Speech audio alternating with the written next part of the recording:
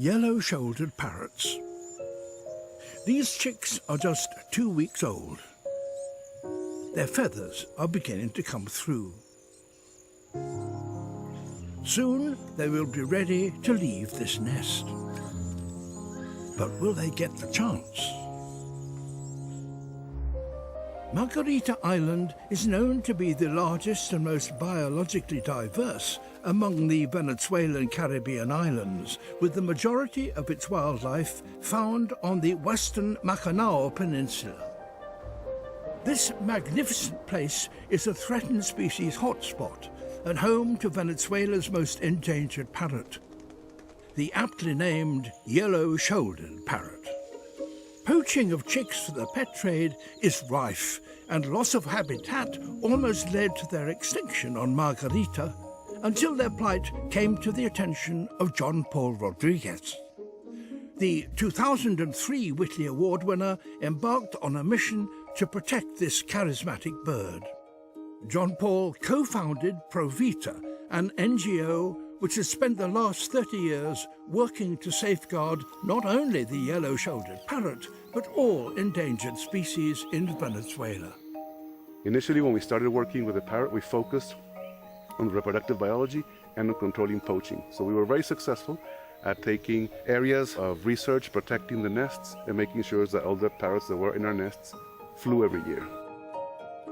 Provita is working with communities and local authorities to tackle poaching and restore natural habitat.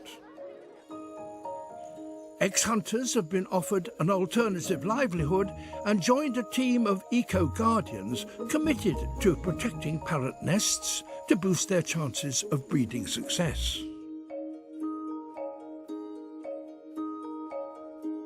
As a result of his multifaceted approach, numbers of yellow-shouldered parrots are finally on the rise.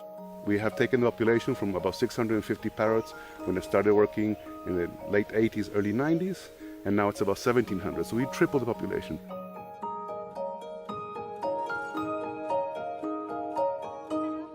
Despite success, trade in this desirable bird is still a problem on Margarita.